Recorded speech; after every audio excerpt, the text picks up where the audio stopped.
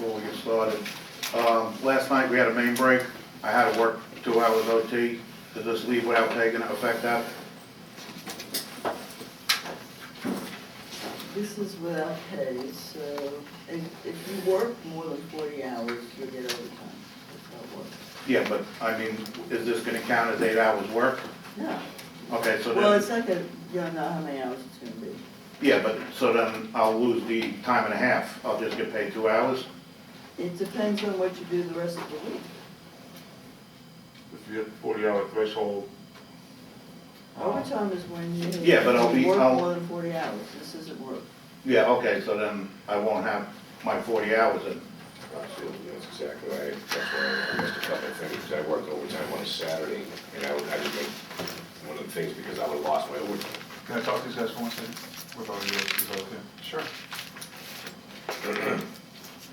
I mean, do you? can we- I thought It's you just- didn't want us to, What's we the- just weren't gonna listen.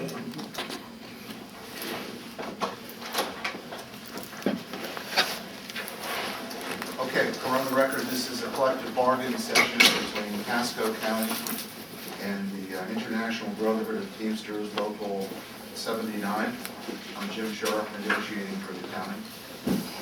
Well, these kind I'm Schultes, representing Teamsters Local 79, and I have my committee that I'd like them to introduce themselves, starting with Mike Scioli. I'm sorry, with Jim. Jim Boucher, Public Transportation. Mike Scioli, Local 79. Bruce Lee, Facilities Management. Paul Maggiorini, Libraries. Tom Longman, Fleet Dini. Doug Hack, Utilities. Tom Russell, Road and Bridge. Tom Giella, Facilities Management. Ed Cizek, Utilities. There may be one or more people, I know Warren said he was coming today, I don't know where he is, but if they come in during the session, I'll have them introduce themselves. For the record.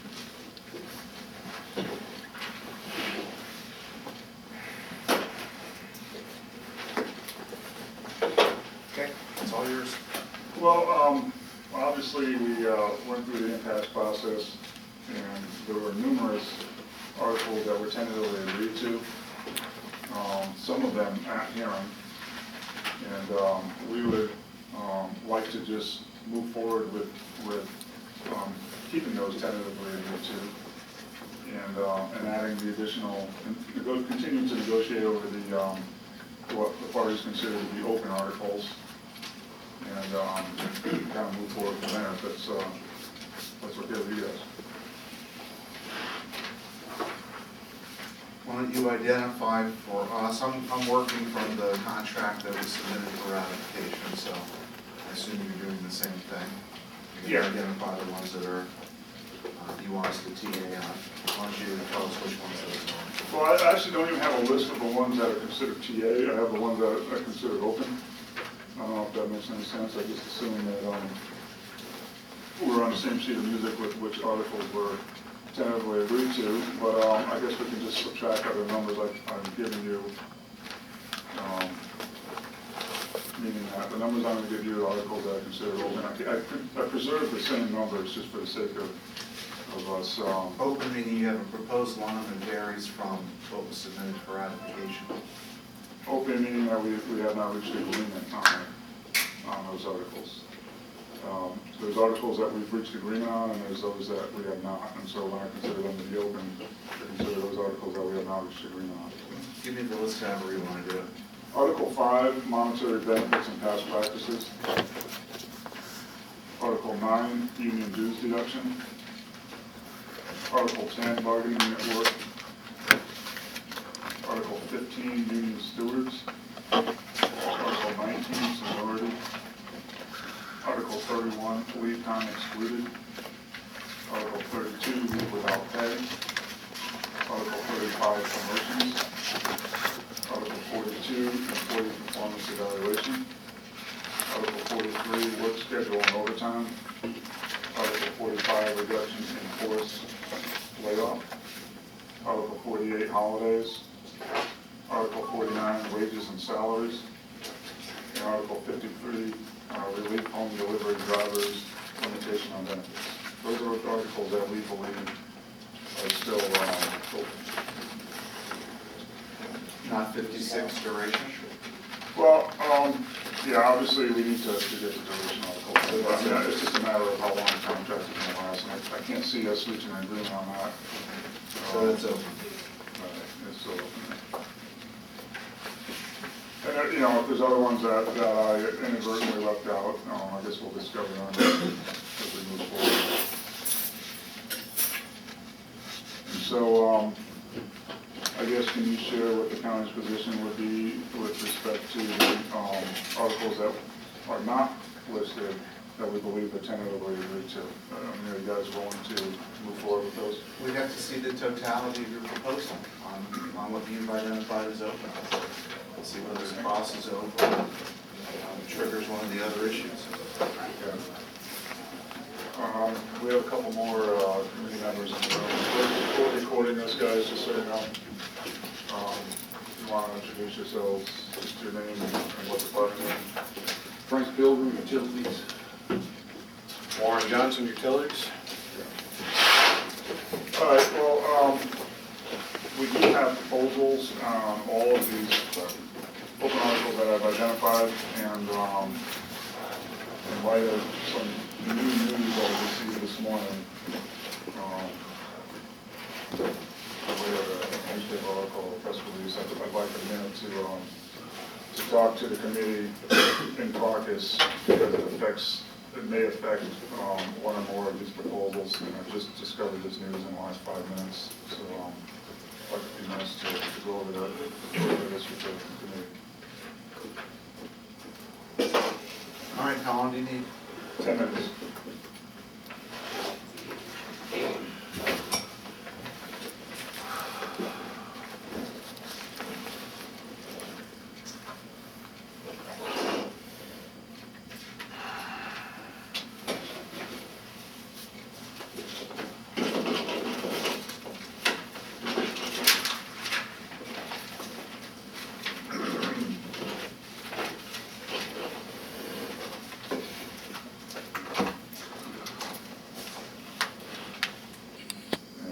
Wasn't that changed with the, at the hearing with the commissioner? As far as the commissioner's opinion on this, or the commissioners agreed and disagreed with a lot of things, but that was for last fiscal year, not this year. What? That was for the contract that affected the last fiscal year. We're now in the next fiscal year. So, Okay. I don't know if you can't grasp that concept, Barbara, that when we. Don't went- start that bullshit. Well, you have a demeaning. You're talking to me in a demeaning manner, I'm so just- I reflect the way I'm talked to. So talk to me with respect, ma'am, and I'll speak to you with respect, okay? Fair enough? Okay. Why is it that Mr. Sheriff and myself do not have these exchanges? I'll tell you why, because he talks to me with respect. Okay. Easy enough? So Article 10, bargaining, unless you have any questions on that. No. The Article 10, bargaining unit work. We're fine with the language that has been proposed with the one exception, to reduce or avoid overtime. We just think that's patently unfair, that you're gonna tell people you need to get off your machine or get off your work assignment, and to have non-bargaining unit employees fill in for them for the express purpose to beat them or avoid overtime, beat them out of overtime or to avoid overtime. And so it's your language, the rest of it's your language, except for that one sentence or a couple of words. Your comment suggests that overtime is a right. It's not. We believe that it's a right. We believe that a guy earns overtime if he's there. All right, so if you're gonna treat it as a right, what is every individual employee's right? How many hours per year are they entitled to overtime? If there's a need of overtime and the county determines that overtime needs to be worked to fulfill its mission, I'm talking about from your point of view. How many hours do you want us to guarantee in overtime? I've never asked or bargained or proposed a guarantee of overtime hours, and that's not But what if this it's is. a right, it's a guarantee. This is not a guarantee. This is not a guarantee. A guarantee says that you will provide each employee X amount of hours of overtime. That's a guarantee, and that's not what this proposal is. This proposal says that if there is overtime, if there is a need to work employees beyond their normal workday, their scheduled workday, that they will be able to continue their work, that they will not be told to go home and have non-bargaining employees fill in for them. So that's not a guarantee of overtime. My question would be, how is the county saving money when you're sending me home making $13 an hour? You're gonna put my supervisor on, if he's hourly, he's gonna get paid time and a half, or if he's salaried, making 3 times as much as I am. How are you saving money? Our projections are there's a savings when we prevent or avoid overtime. But give me the monetary savings in the equation I just gave you. You're not doing the work, we only pay you for what you work. But you're paying somebody else, another body, to do the same work, more money.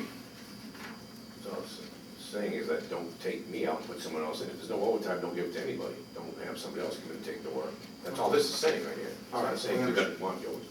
We understand your position. Article 15, union stewards.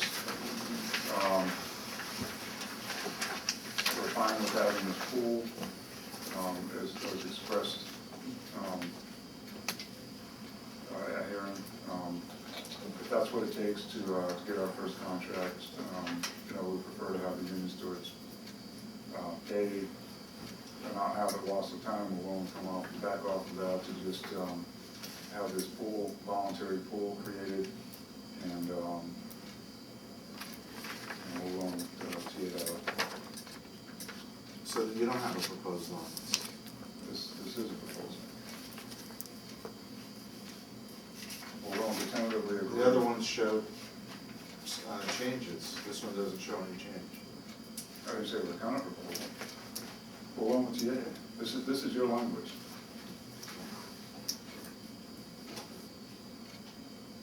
Up until this morning, this was an open contract article, it was an open proposal, and we're willing to TA. Well, we don't think it was open, we think it was resolved through impasse, but that's just terminology. But we understand your proposal now. Well, let me ask you that, I mean, do you think that all of these articles are proposed through impasse? I mean, or agreed to at impasse? Is that what your position is, that every single one of these has strikeouts and? I think the impasse process resolved the contract, and we ended up with a base contract, and that's the one that we're working from. 15, by way of example. But it wasn't ratified. 15 was, I understand that, 15 was in there, and it's still in there, so. Right, and I'm just. We know the impasse process. Okay, well then I don't understand the comment that this is not a proposal. It is a proposal, we're bargaining. Well, it's unlike your other proposals, there's no changes to There is no changes. what was already in the contract that was submitted for ratification. Right. That contract was obviously not ratified, and there were certain parts of that contract that we were in agreement with, and certain ones that we weren't. And this was, at that time, something we weren't willing to agree to, and now we are. Did your members vote article by article? No, they voted for a package deal. So you don't know whether people accepted or rejected Article 15? They rejected the entire agreement. Even at the what you recommendation TA'd of on? Huh? Even what you had previously TA'd on? From a legal standpoint, yeah, and that's what, at the beginning of this negotiating session, I asked if we can build from what we TA'd. I mean, when we came to the hearing, there were certain articles. Your members rejected what was TA'd, so I guess the answer is we can't build on it because it was rejected. So there's nothing to build on. We're back to square one, essentially. I think that's why he asked us what we could TA on at some point, and we'll tell you what we could TA on after we hear what your proposal is on everything else. I understand that. We need to TA the other articles that I have said that the union is willing to agree to and move forward with. I understand that we have to go through that process. And that if you change your position on some of those things that we previously TA'd, you'll be within your rights. I understand that as well. All right, let's keep going with your package. Okay, so next page is page 7, which is seniority. We considerably scaled down our initial proposals, and there's a couple things that we'd like to see struck out from this language. And those are the last two sentences. and putting in just cause rather than disciplinary reasons. The termination of employee for just cause. You have just cause in your, it's mentioned in your own career service system rules and regulations. The concept of just cause is there, and so is a simple one memorialized in the agreement.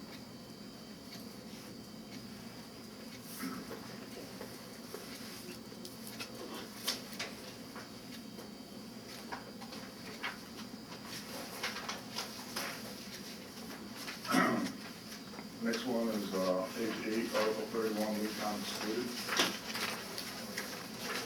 The employees currently enjoy having leave of absence, certain leaves of absence counting toward hours worked for the purpose of computing overtime.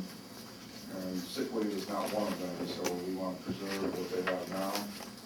And so identifying sick leave as the type of leave that shall not be counted as leave, or I'm sorry, as time worked for the purpose of computing eligibility for overtime pay.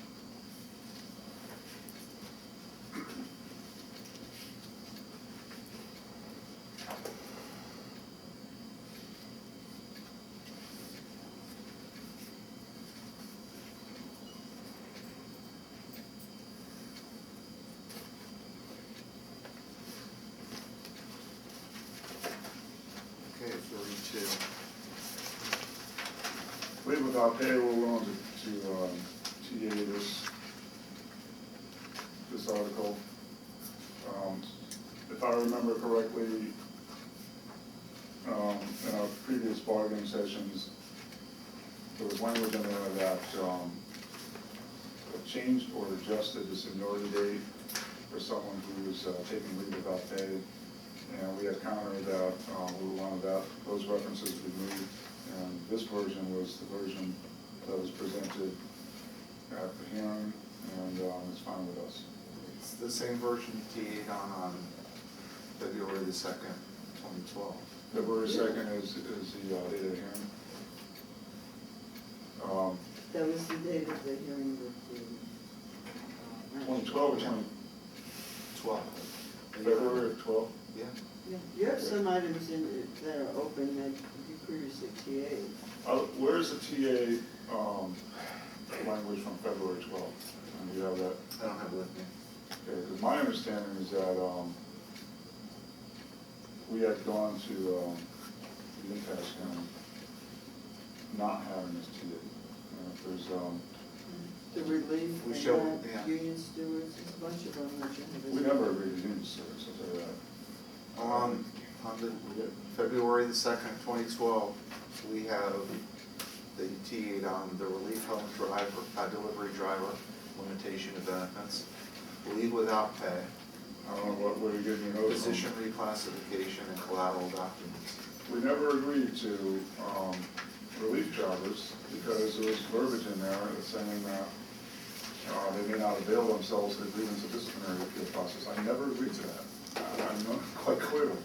So I'd like to see my signature on a document. Maybe I'll be shocked or surprised.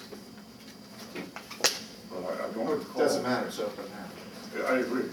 It's open now, but I don't agree that on February 2nd, 2012, I've ever signed off on agreeing to the relief home drivers or the steward's language or even the leave without pay language. That doesn't matter whether we agree or disagree at this point, it's history. I mean, but you didn't discuss it with the commissioners. You raised the issue that, you asked the question, is this the same language we've already TA'd to? And I asked when did we TA to it, and you said on February 2nd, that's what started the discussion. So I agree that technically everything is ground zero. Again, I'm hoping that we could build on what we've agreed to in the past. It seems to be counterproductive to go backwards and to. Well, you're the one going backwards, because you're going through items that were previously TA'd. Can I say something? Okay, I'm hearing two different opinions here. You're saying that technically nothing's TA'd. That whatever was TA'd in the past. Wait, there is a doesn't history. make a difference to that. That's what you said. What I'm saying is that there's a history of what was TA'd. What you said would be contrary to that, as we have that was TA'd in February at the hearing, in conjunction with the hearing. for purposes of negotiating now, the entire contract is open. Are you saying that in February of 2012 that we had a hearing Yeah, with the magistrate. a year ago? That's a match. Yeah, I thought it was closer to in that. the boardroom. Okay. Not the hearing before the county commission. That's The correct. hearing before the special magistrate. Right. Right. And it was in that hearing Would that be that 2011? proposals were made, and your backup package 2012. indicated agreement on these issues, therefore they moved forward as agreed to, they were not submitted for impasse Yeah. to the county I commission. want to see where that is. Well, were they submitted before the board? No. You guys submitted a package. And you showed this as TA. Yeah, where does it say TA, and where's my signature on it? I'm just, you know, in some ways it's a moot point, because technically nothing's TA but G. Do whatever you want. Okay. Robert, I But just- these weren't discussed before the board, Okay. so why not? Because they were Okay. TA. I'm hearing, again, conflicting messages from two people on the same bargaining team. I'm hearing one that's saying that, you know, we gotta go through everything, and we have to re-TA things that have already been TA'd, if that's what we wanna do, that everything's open, right? And I'm hearing you saying that we've already TA'd something, so there it is, it's You solid. did in the previous round of negotiations, you TA'd on it. So we're trying to figure out whether you've changed your position or not. Apparently you have not. It's the same TA that you would add today that you added last February, a year ago. So, My recollection is that you came to the hearing before the county commissioners with a different version of leave without pay than had been previously proposed in bargaining. And I'm not the only one that noticed it. Our attorney noticed it. And that wasn't the only proposal that you came to hearing with, that was a different version, a last minute version. And if you go back and listen to the recording, if it was recorded, you will hear our attorney make those comments. What's the And this is origin? completely new to us. We haven't seen this before today. Remember him saying that? What's the origin of your 32 then? Is it from the package that went to the county commission for impasse or not? Or is it a different version? This right here, I believe, is the same version, the same exact language that you brought to the county commission. And what was removed from here that would have been in there up to that point all along was references to seniority dates changing when someone went on leave without pay. And we were saying, if you take that out, we're fine with it. And it never had been taken out, except you showed up to hearing on that day with this language, which was fine with us. And that's why those comments were made. Well, this is a new proposal, we haven't seen this today.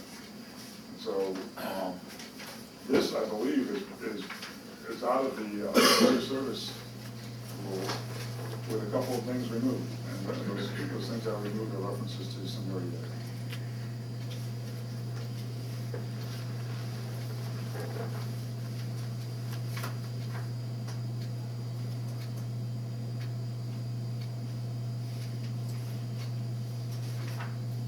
All right, go on to 35. Promotions.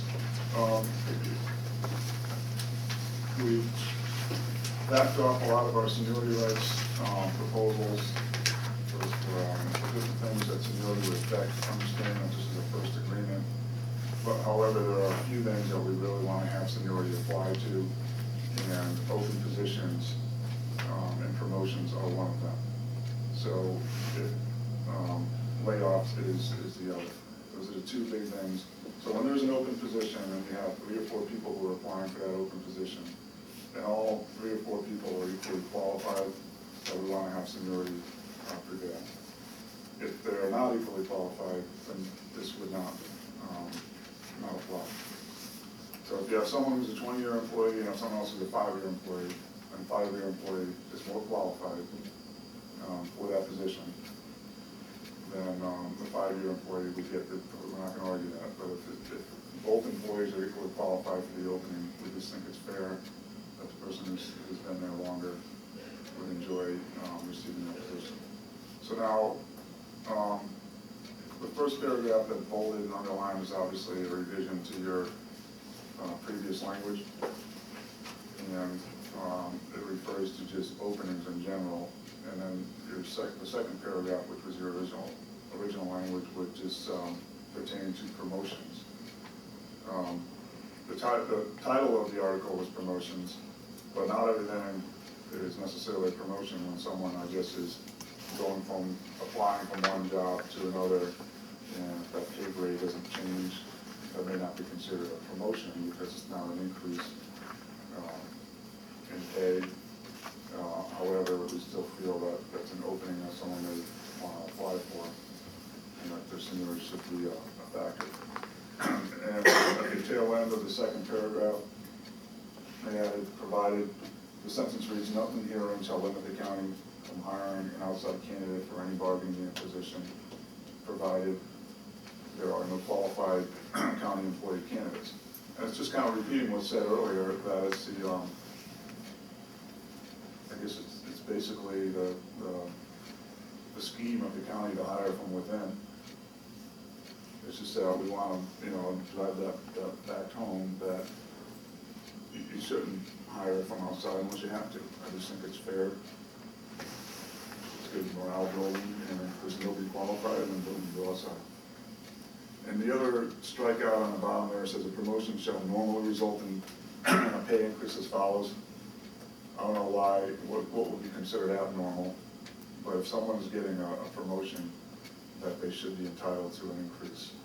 And so we're taking out the escape clause of, well, this is not normal, so you don't get a pay increase. That's what our proposal is. It's not clear that that first paragraph pertains to laterals, and I assume to motions. Just the way it's written. I mean, When there's more than one I qualified. look at motions and then look at that, it doesn't, I wouldn't think that that would pertain to a lateral or a demotion. Well, I don't have a problem retitling the article as say promotions / open positions. But it clearly states that it's about open bargaining unit positions, not necessarily someone promoted. So is the article's title not appropriate? Maybe so. Maybe it should say open positions / promotions, or promotions / open positions. I don't think that clarifies. I think there already is promotion language, isn't there? And I think we've already TA'd your language for demotions. I don't have the, shame on me for not having all that, I got this in here somewhere. Which is this a technical, we haven't TA'd anything yet. I understand that, okay, I understand that, but there was an article titled demotions that at one point in time we reached agreement on, and, again, getting back to the same subject that we hope that we can, agree to that again. Demotions Article 36 is right after this. So,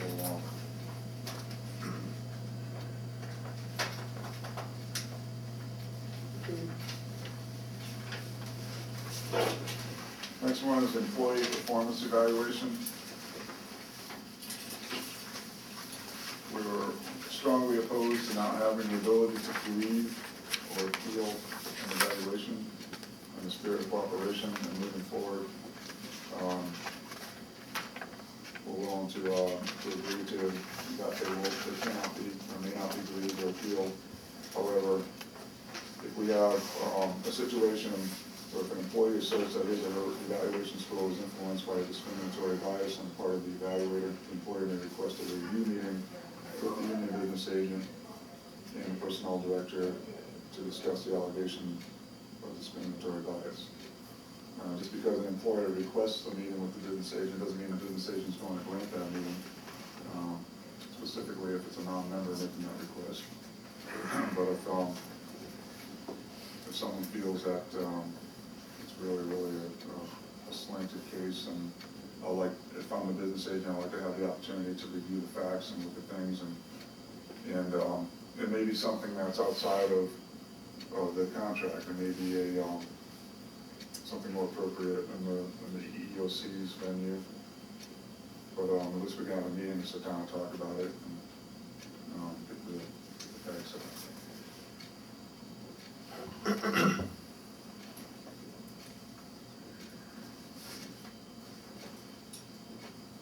Any questions on 42? No. 43, award schedule and overtime. Our members, at least the ones on this committee, feel strongly about the concept of having lunch and paid breaks. And it's just, it's kind of hard to understand why some employees will be entitled to those and some would not.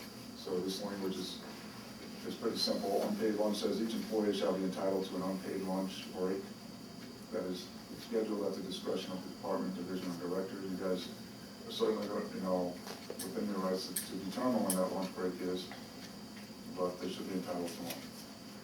Rather than the discretion being that you get one or don't get one, like it's currently written. The discretion would be when you take it as opposed to whether you get one or not. Paid personal breaks. Employees shall be granted personal breaks during their work shift not to exceed a total of 30 minutes per day that are scheduled at the discretion of the department / division director. And down at the bottom, we struck that hours worked determining overtime because of our other proposal that only provides the exemption of sick time, not counting toward computation. Sick time not being considered hours worked. And then on page 14, I just simply inserted the word weekly. I don't think it changes anything, but for those who are not familiar with how flex time works, it might be helpful. The county can flex an employee's weekly work schedule to avoid the accrual of more than 40 hours in a work week. I just think drags on the fact that flex time has to be, experienced during the work week. You can't bridge it over to the next work week.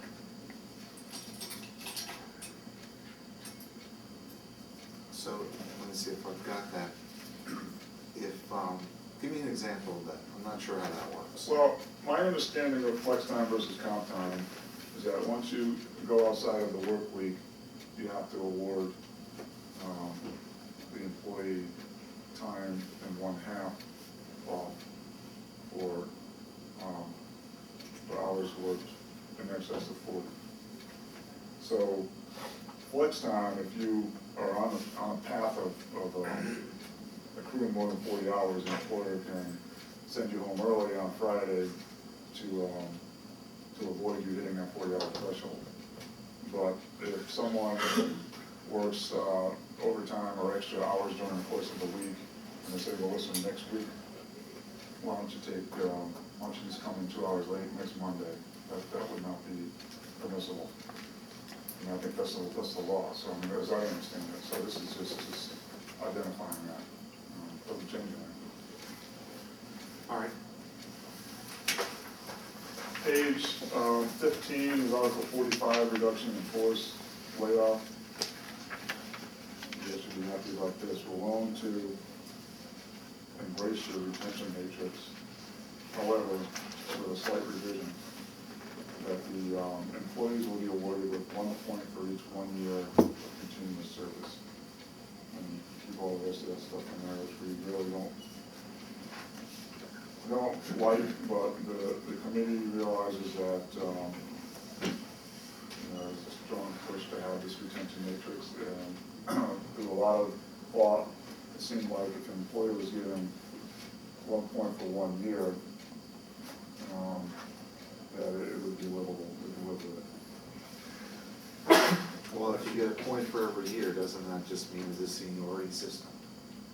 No, because someone could have some serious negative points for performance, and let's just say someone who's been there for 8 years, or they got 8 points, but then the performance is such that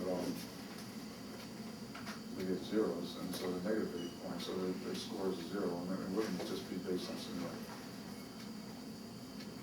But even in a year where an employee gets a negative performance, they're still entitled to a point for simply being there? Simply being there apparently doesn't have value to you, but has. Well, an employee that has a negative performance is simply being there, from my point of view. No, and that's your point of view, right? We'll just leave it at that. It's not our point of view. All right, we'll take a look at that. I'll holidays, page 17, Article 48. We're not interested in not receiving holiday pay that falls outside the schedule. It's not the practice now. So by striking that sentence, the proposal is fine with us. For each holiday, the county commission designates as a county holiday. Full-time bargaining employees will receive holiday pay in an amount equal to the amount they would have earned on a regular workday. Period. So the rest of that paragraph is new. It's a different practice than what is currently in place. So in the weekly pay period that includes a 4th of July on a Saturday or Sunday, the employee gets 6 days of pay, even though they've only worked 5. Well, my understanding is that they're given a day off. Am I correct in saying that, guys? Yeah, what happens, I work Monday, if the holiday falls on a Monday, I get Mondays off of me, I get Tuesday off. That's what happens here, it falls on a Saturday. Falls on a It goes Monday. back. We are mad, and we are to take a public holiday sometime, we still enjoy it. Our department, I have Mondays off, holidays off Monday. But the language that we're talking about here, I understand that holiday in this pay, proposal, doesn't, probably needs to be revised to reflect that. I wasn't entirely sure if that was the practice. I had an idea, but at least now it's confirmed. So when somebody, I guess it's not scheduled for work, then they get a day off in lieu of. My understanding was that if a holiday fell on a Saturday, that the county would recognize it on a regular work day, wouldn't they? I mean, I know it's 4th of July falls on a Saturday. Doesn't the county designate that Monday or that Friday? Or Friday. So that becomes the holiday. and isn't the employee paid for that day? Does get paid holidays, right? Yeah. So maybe this would work, I don't know, because the county designates the holiday regardless of where it falls in the county. So, let's just start the way it is. It's like Well, if this this is, comes in. you know, John, you should have this, should be saying, if my day falls on a Monday, it's saying I'm not gonna get paid for the day, but I actually, you paid me for the day already, so that shouldn't even be in it. You give me Tuesday off, so I'm still getting paid the holiday. You get holiday paid for Tuesday, instead of Monday. But if you leave this in there, you don't have to give me that day off. Well, the bargaining unit is so diverse that there's probably a lot of different ways that it's handled. So Yeah, there's exactly. positions that can't be given the day off because of the nature of the work. It's a 24-hour day operation every day of the year. So we would have to revise something for those people who are given a day off in exchange. So that's it, I'll look at that, I guess.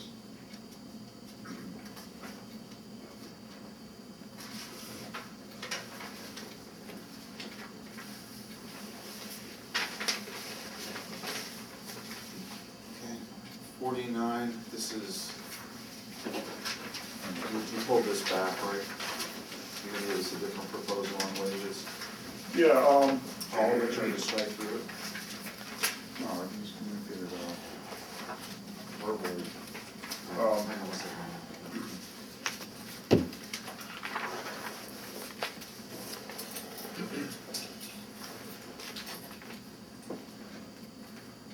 Okay, go ahead. In place of 5%, we're gonna have $1 per hour. So there'll be a $1 per hour. Now, when it comes to salaried employees, this is gonna be a little bit tricky. We would adjust them to where, I guess, you know, the salaried employees, it's usually broken out into 2,080 hours, I think. So, we'd have to, We didn't have that salary. Yeah, I don't think we have any salaried employees, do we? I've asked that question before and I was told, yeah. But, I don't think we do, John. okay, well, this language is was your proposal for the board, so you recognize having, I mean, your language said there will be no wage or salary adjustments. So you had recognized, salary employees. No, I think that's what that means. Well, then why would you reference it if there were no receiving a salary? Well, the term salary could apply to just a substitute term for wage or compensation. It doesn't mean somebody's a salaried employee. You don't have, I don't think you have bargaining unit members. I think, you know, I wasn't involved in the unit formation, but I can't imagine that the unit was formed with salaried employees. Well, we have them in Hernando, you know, so it's not that formal. Anyway, I guess we don't have to worry about that then. It will be a $1 per hour wage. I guess we'll return that to order again. $1 per hour wage or salary adjustment for the first year, this agreement. And then in this bottom paragraph, I made a change. It says appointments above the minimum salary subject to the request of the employing department / division head may be authorized by the county administrator. I think there's a typo in there. I think it's probably supposed to say the county administrator or designee up to half the pay range with a maximum of 10%. I don't know, it just doesn't seem to make sense the way you had it in there. But I'm striking it out anyway. So it may be authorized by the county administrator equal to the lowest paid employee in that position if the applicant's training experience or other qualifications is substantially above. We just don't want to get involved with someone who's,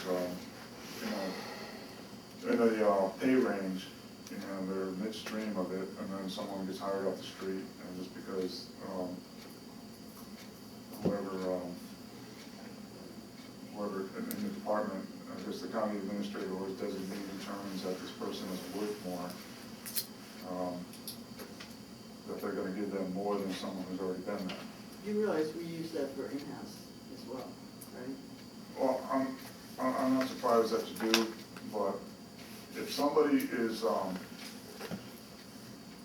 if somebody's going to be, being hired into a position, it just doesn't seem to make a whole lot of rational sense that they're going to come in at a higher rate of pay than someone who's already in that position that's been working there for a period of time. It doesn't make rational sense to take into consideration training, experience, and other qualifications. What could be more rational than taking those into consideration? My understanding is that it's going to be at the discretion of a department head. No, it's. It says authorized by the county administrator. Authorized. And then there has to be factors that justify it. It's authorized by the county administrator, but it's at the request of the department or division head. So someone in the department or division determines that they want to hire, they want to give someone a raise or a higher rate of pay than, some of their coworkers, then they're going to have the ability to do that with his language. Just because they determine the other qualifications. Because it says training, experience, or other qualifications. So it could be training, or it could be experience, or it could be qualifications that are substantially above those required for the position. Let me state it in the reverse and see why we're having trouble with that. That's like saying that somebody who can demonstrate training, experience, or other qualifications that they've obtained on the job, that their ability to be appointed with a bump in their salary should be suppressed. The reason it should... That they should be punished essentially for doing it. That's Or right. maybe not punished, they won't be rewarded for doing that. Because We of prefer to the- reward them for that. Because it opens the door, you know as well as I do, it opens the door for certain people having, who are considered favorable with their higher-ups, getting something while everyone else doesn't. That's what the problem is. And we're never opposed to a person getting an increase. We're opposed to that we have no money, we can't get any increases, or this is all the increases we have, but you know what? You, and you Although your job requirement, your job position doesn't require you to do this, I know that you got a degree to be a brain surgeon. And so for this language, because of your brain surgeon abilities, I'm gonna give you an increase, because that's what it says, substantially above those required for the position. Has nothing to do with the job. But just because you have training at being a baseball coach, that I wanna give you a raise, I can. And that's what the problem is. Wow, I'm really surprised that you've taken a position that does not permit any breakout, and compensation for it, that everybody in your book, you know, is suppressed to some level and can't break away from that. I see. Because their coworker might be upset that they're earning a little bit more money, that they have Do you know paycheck. why I'm here? Do I you see. know why I'm here? Do you know why this local union is? I know why you're here. Why? Why? What's the reason? What's the one word answer? There's not, but my point of view is why you're here doesn't make a difference to how this bargaining turns out. We don't want to answer? I don't want to answer.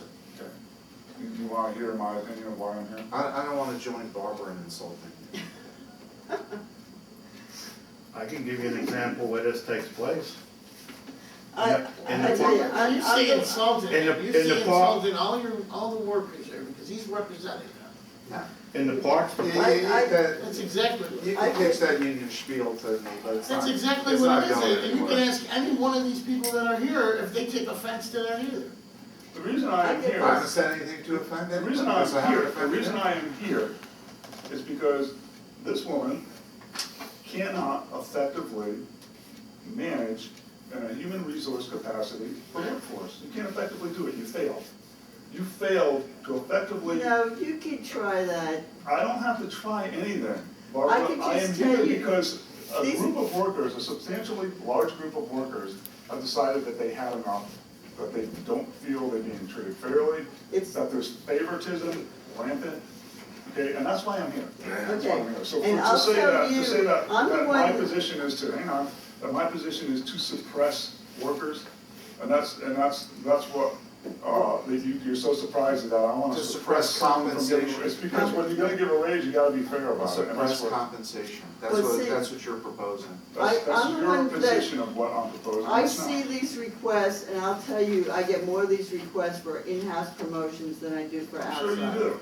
I'm sure So- you do. I'm so sure you this got a is lot of saying- requests from a so department this is director saying, against I your- wanna take care of my cousin and my brother and my nephew and my friend. They can't and have my to. buddy, and you know what, he's got a lot of training. So you don't want He's the, got a lot of training that has, to, although it may have nothing to do with the position, he's got a lot of training and a lot of experience, because that's what that it has says. never come up where somebody, where the request I would has nothing to do with the I'll give a little job. bit more credibility to this proposal if it at least gave some parameters that the applicant's training, experience, or other qualifications had something to do with the job. Well, that's That's not what it says. That's a certain, we'll What it add says. that, we can add that.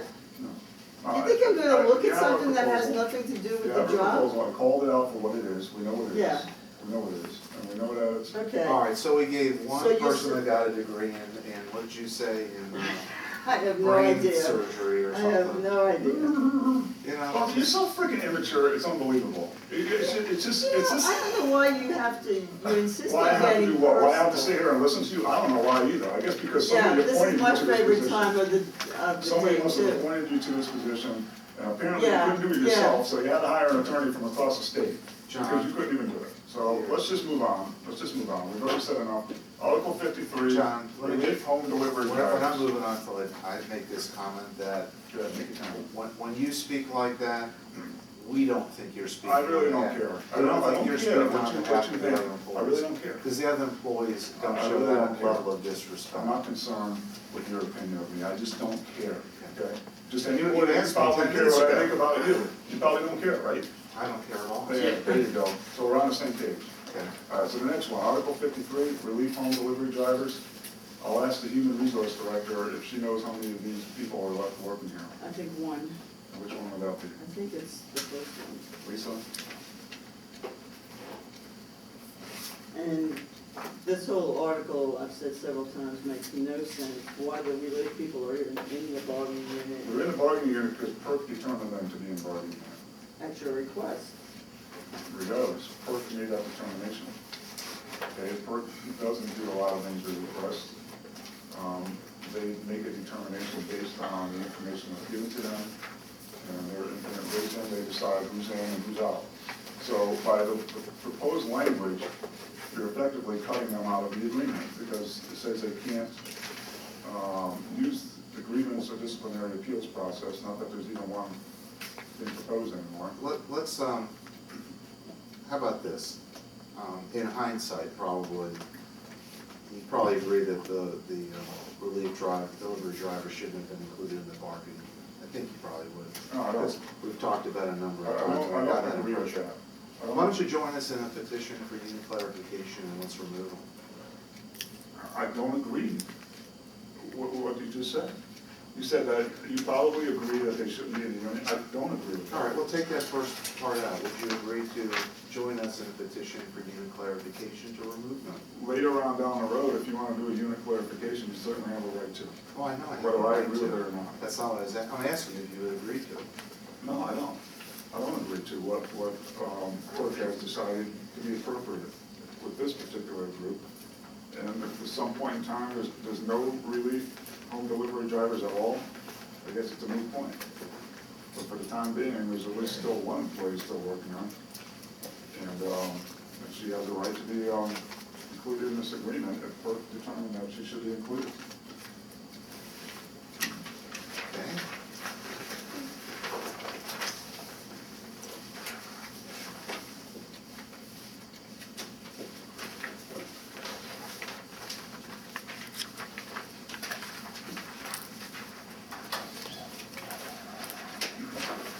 In your proposal on Article 49, you make reference to the second year wage and salary being the subject of bargaining. That's reopen language, right? That's what you intend there?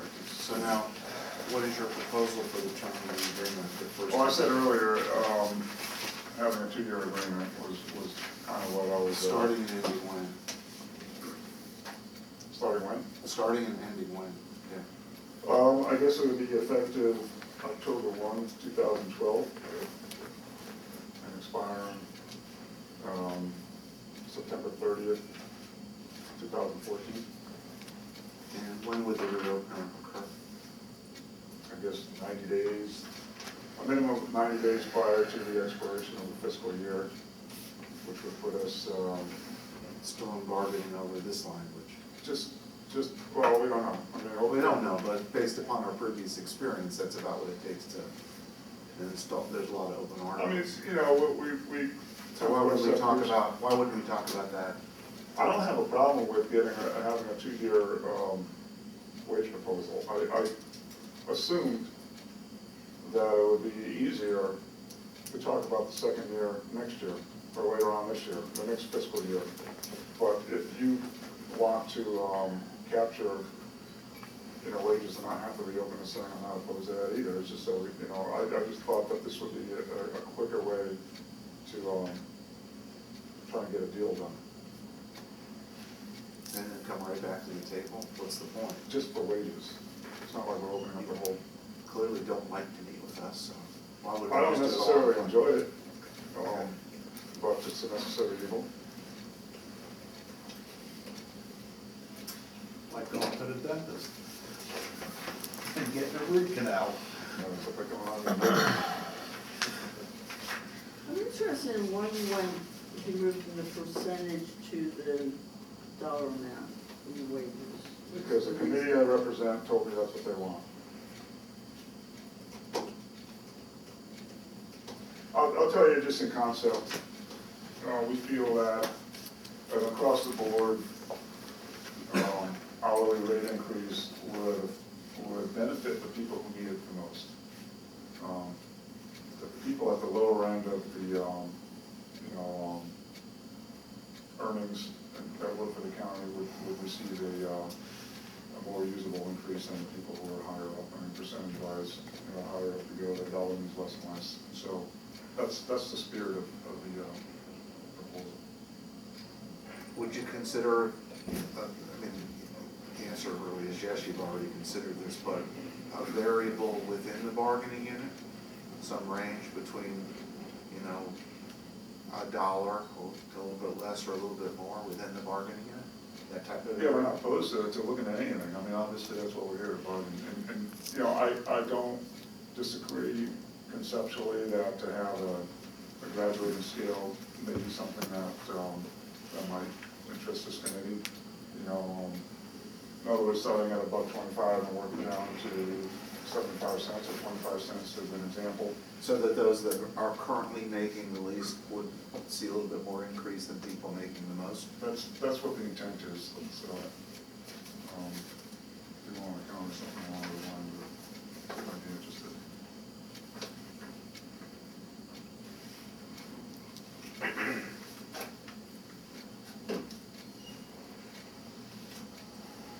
You know, I guess that would be kind of along the lines of a wage equalization concept. I mean, I've heard it called that before.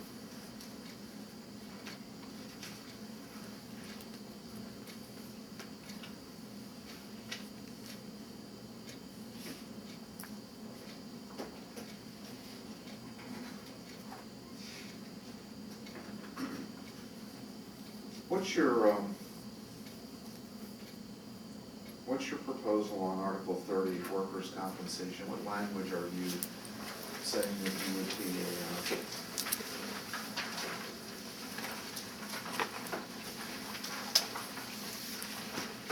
The proposal that I have, showing that we reached an agreement at some point, is a simple one-liner. It says the employees of Pasco County are covered by workers' compensation law of the state of Florida, chapter 440. what's your understanding about what that entitles an employee to? It goes out on Nothing more than what the state law provides. no supplemental pay of any kind. I mean, that's what this says, and that's what. No, I know, I just want, I want to be clear on that. That's Well, it's just your something that I need to understanding. know, that I'm not aware of. I don't know what you know, therefore I don't know what you. Is there any reason why you're asking why I believe that that would mean more than what this sentence says? Is there any reason for that? Because it's a significant benefit from the state. There are many places where there's supplemental pay, but the proposal here is that there will be no supplemental pay. Does the county offer supplemental pay currently for workers' compensation? To a varying degree. Is it part of the health insurance package? No, not to my knowledge. Well, what is the benefit that the workers enjoy that is over and above what chapter 440 provides? Is it pre-workers comp, you get 40 hours before you have to go on comp every year? So if I got hurt today, I get 40 hours before I go on workers comp, they pay me for, for 40 hours. Yeah, but they also take 40 hours sick time away. Yes, they do. And I was just using your sick leave. No, You have to use 40 hours of your sick leave before you go on comp. No, before you go on comp, I'm talking about Yeah. pre-workers comp. No, I don't think you use sick time before. Pre-workers comp, say I hurt my head today, I got a stitch, Yeah. 2 stitches. I take off Tuesday, Wednesday, Thursday, Friday, that's 40 hours. Don't take anything out of my pay right now. Yeah. They don't touch me, it's pre-workers comp. So it's got, if it goes down, it's pre-workers comp, it's a code. I've never heard anybody in this county, you did? Seriously. You got it? Yeah. Okay. That's what Before I everybody first hurt my knee, they don't know how serious Yeah, it's if gonna they're be. out for a week. They give me that 40 hours, and if I'm gonna be out longer than that, then I go on workers comp. Then I get paid for workers comp. Yeah, right. It's something serious. So where does that money come from? Is it, I don't know. what is it paid out? The workers regular hourly rate pay, or is it, We're self-insured for workers' comp, so it's. well, regardless? 40 hours would come. Aside from where it comes from, what And is, after that comes from the risk management level. but the 40 hours, is that up the employee's regular rate of pay? Yes. They have a code for it, it's called pre-workers comp, I've never told you, but obviously.